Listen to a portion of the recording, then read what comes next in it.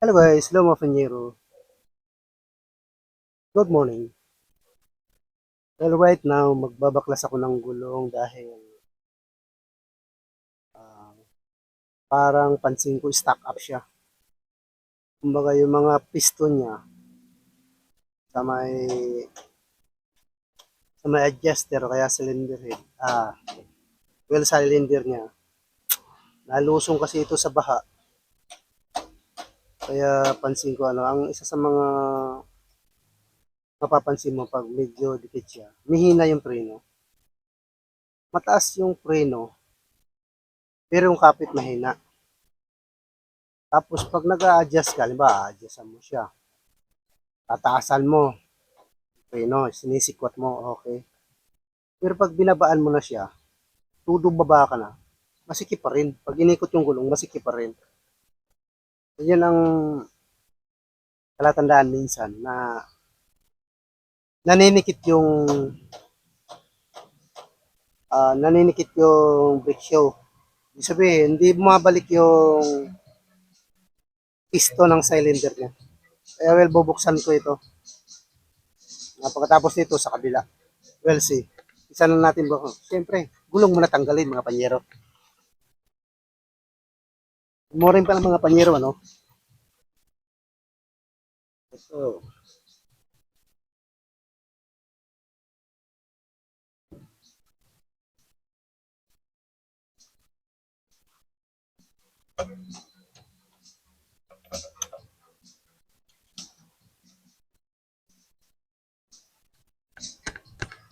Ah.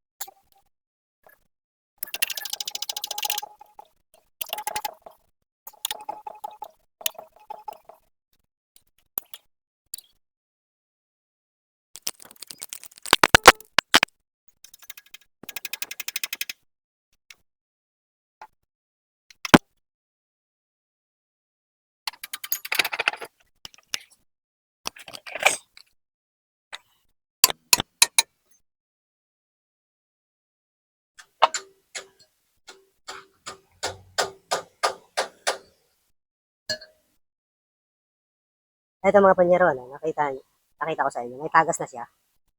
Pero yung tagas niya, masa-masa pero malala na. Kailangan natin palitan ng repair kit yung sa goma sa piston ng wheel cylinder. Ngayon nyo.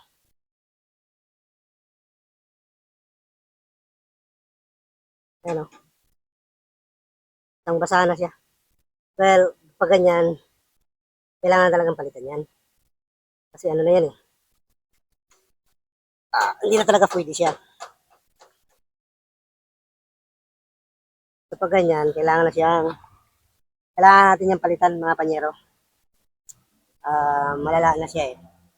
Pero bago ka magpalit, siyempre, bago mo siya tanggalin, ipita muna natin itong flexible hose. Kasi pag hindi natin ito inipitan, tatagas yung mauubos yung fluid.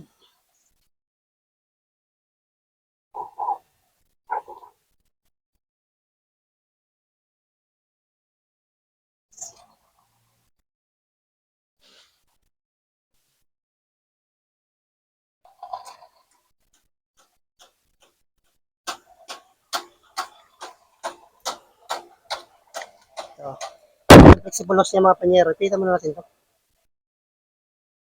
Huwag naman sobrang pakaipit na hose to, mamaya mawarat naman yung flexible hose at nagkakaroon siya ng leak. Yan. Tapos, siyempre luwagan natin yung fitting. Kasi mahirap mo siyang hatakin pag masikip ang fitting. Dahil kailangan niya luwagan, mga panyero.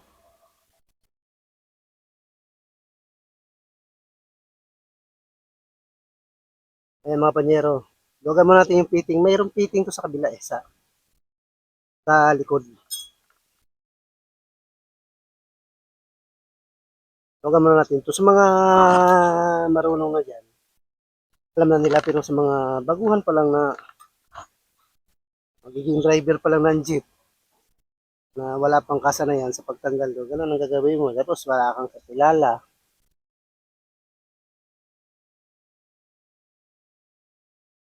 Ang unang tanggalin natin ito, may mga ano kasi ito, mga panyero. Ang tawag nito, yung lock niya. Yan o.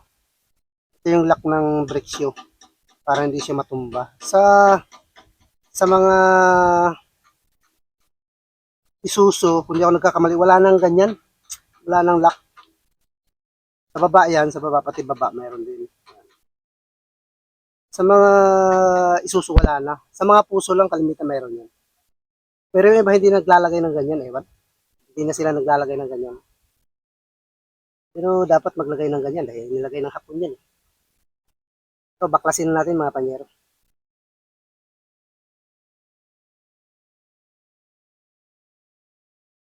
So, kinakambi lang to. Yan. Yan na, tanggal ko na yung lock. Tapos, syempre, tatabi mo yan. Mamaya, babalik mo rin yan eh. Sa baba din ka na. Sa baba, tanggal. Kamay lang pinipihit yan. Tulak mo tapos, ayan o, nag-igasas yan. Ano na siya.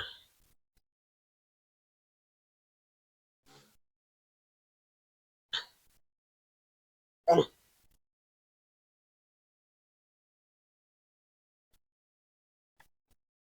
Kailangan natin sikwatin ito. So, dito mo yan, iangat mo lang ano, sa kabila.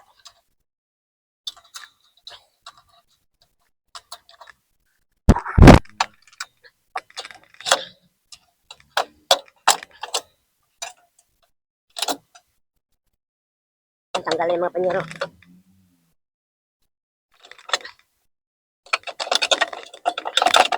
Tanggalin mo yung spring. Tapos saka mo siya pagkakapit sa spring, tanggalin mo. Kasi pag hindi mo tinanggal, di mo alis yan. Ito na yung mga panyero. Kailangan tandaan yung mga panyero na hindi yung taas, malilipat sa baba.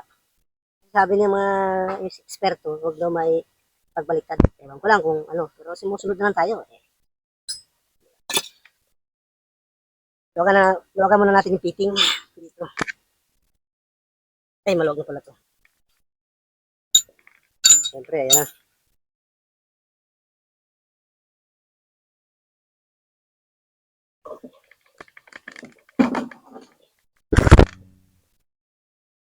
Kuha muna tayo ng hugasan.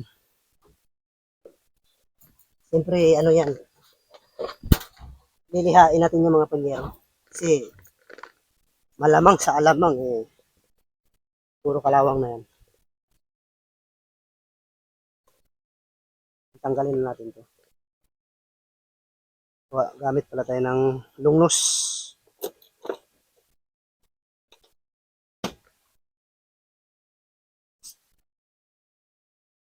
Oh, yung mga panyero. Oh. Grabe. Yeah. Hindi naman siya stack up. Kaso may tagas na siya.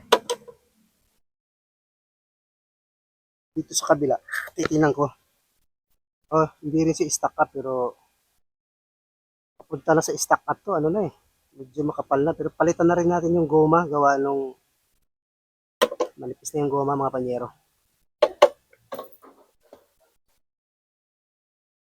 Ang ginagawa ko dyan, panlinis na lang yan. Tubig at saka sabon lang.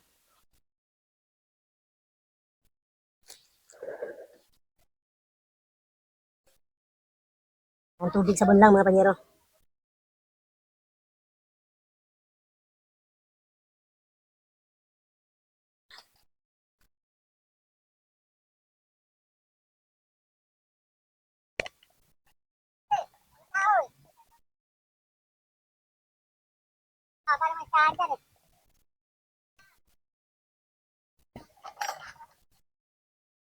Ito na mga panyero. Gagawin natin ito, lilihain natin ito. Kailangan gumawit ka ng panlihan ito mga panyero. 1,000 either 800. O kaya 400. Pero yung 400 mga panyero, magaspang na yun. Kailangan yung ano lang, yung pino lang na panliha.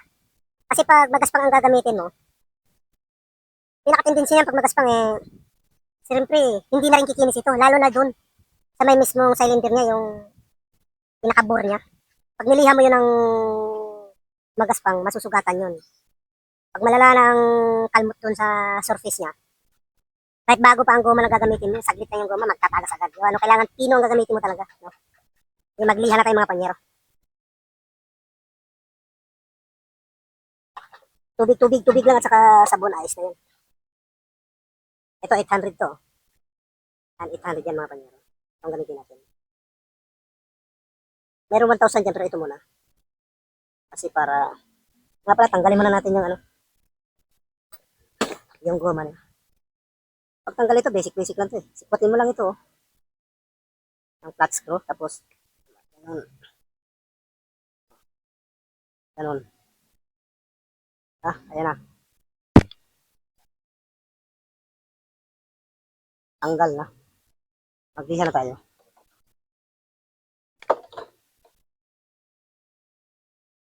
Nakalimutan ko ng mga panyero kung saan yung ano.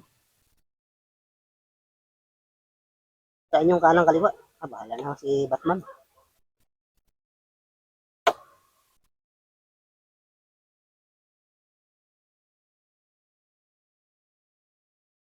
Pag naglilihan nito, mahirap din hawakan itong mga panyero kaya gumamit ka ng screw. Yan mo rito sa may uka niya. Tapos sabay pihit-pihit. Ganun lang. Siyempre, yayakapan mo ng liha yan. Paikot ganun.